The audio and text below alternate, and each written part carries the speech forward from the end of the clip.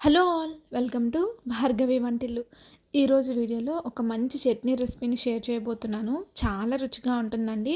ఎప్పుడు తినే పల్లీ చట్నీ బోర్ కొట్టినప్పుడు ఇలా డిఫరెంట్గా ఒక్కసారి ఒక్క ఉల్లిపాయ ఒక్క టమాటోతో ట్రై చేయండి. చాలా టేస్టీగా ఉంటుంది. తినే కొద్దీ ఇంకా తినాలనిపిస్తుందండి, అంత బాగుంటుంది.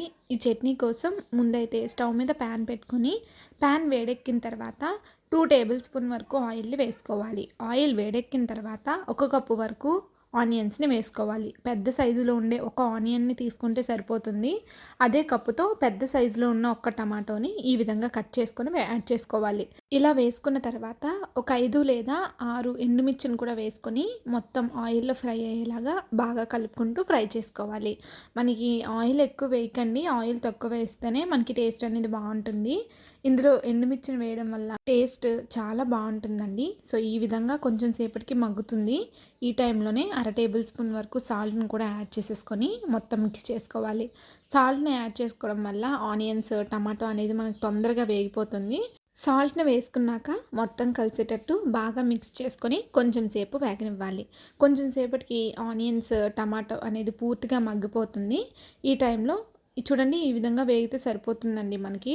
ఈ టైంలో స్టవ్ ఆఫ్ చేసేసుకొని కొంచెం సేపు చల్లారిన తర్వాత ఇది మొత్తాన్ని మిక్సింగ్ జార్లోకి యాడ్ చేసుకోవాలి. కొంచెం కొంచెంగా వాటర్ని యాడ్ చేసుకొని మెత్తగా పేస్ట్ లాగా గ్రైండ్ చేసుకోవాలి.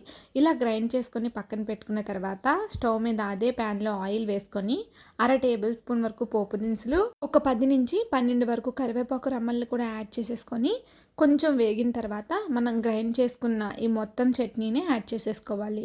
వేసుకున్న తర్వాత అదే మిక్సింగ్ జార్లో కొంచెం వాటర్ని యాడ్ చేసేసుకొని మీకు ఎంత థిక్గా కావాలంటే అంత థిక్గా వచ్చేంత వరకు యాడ్ చేసేసుకోవాలి.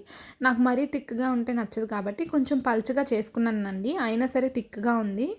సో మొత్తం యాడ్ చేసుకున్న తర్వాత ఈ విధంగా కలిసేలాగా బాగా మిక్స్ చేసుకోవాలి. సాల్ట్ కూడా సరిపోయిందో లేదో అడ్జస్ట్ చేసుకోండి.